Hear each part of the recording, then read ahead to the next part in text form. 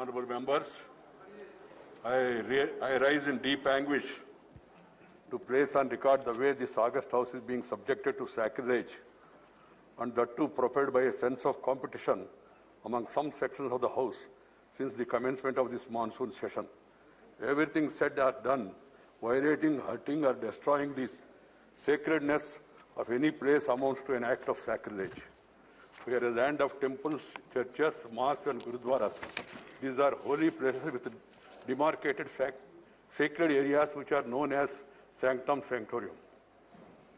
The Parliament, the apex legislature of our country, is regarded as the temple of democracy. The table area where the officers and reporters of the House, the Secretary General and the presiding officer are seated is considered as the holy sanctum sanctorum of the House. A certain degree of sacredness is attached to this place. In our temples, devotees are allowed only up to this sanctum sanctorum and not beyond. Entering this sanctum sanctorum of the House in itself is an act of sacrilege. It has been happening as a routine for some time. I am distressed by the way this sacredness was destroyed yesterday. While some members sat on the table, some others climbed on the table of the House, perhaps to be more visible with such acts of sacrilege. I have no words to convey my anguish and to condemn such acts. As I spent a sleepless night,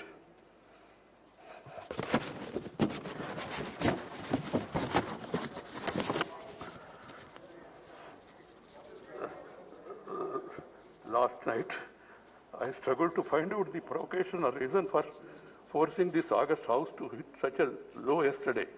A discussion on agriculture problems and solutions was listed. There can be difference of opinion and there can be a specific demand from anybody. They could have discussed it in the House, protested and voted against this thing. And you have got every right, members have got every right to demand for it withdrawal also. But it is for the government to act.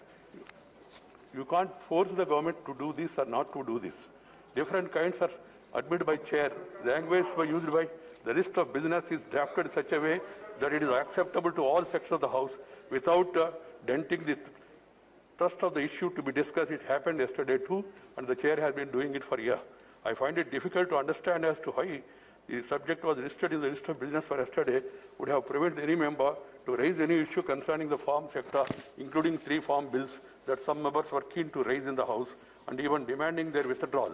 Yesterday was a golden opportunity for the concerned members to have gone on record with their positions on all issues relating to the right of the farmers. But it was not to the, please have the decency at least, as the chair is saying something, at least to hear it. You may not agree, that's a different matter. The positions on all issues to the right of farmers, but it was not to be, as the sole intention seems to be, not to allow the House to function.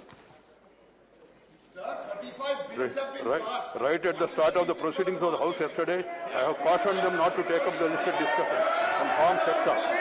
And then, what is worrisome, some members of the House have caught the sad moments of sacrilege in the House yesterday and posted it on the social media. While doing so, they only ended up showing the people to the extent which this august House can degenerate to the newfound competitiveness and aggressive disruption by some sectors. I was very sad. I am deeply anguished, and also the nation also is anguished.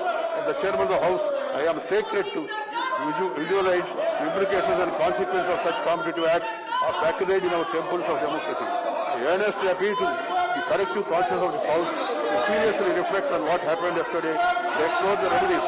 If any failure to do would certainly amount to the setback to our parliamentary democracy, to make it irrelevant, I would like to remind all of you that we begin to celebrate 75 years of our independence in a few days from now. The choice before each one of you is very clear.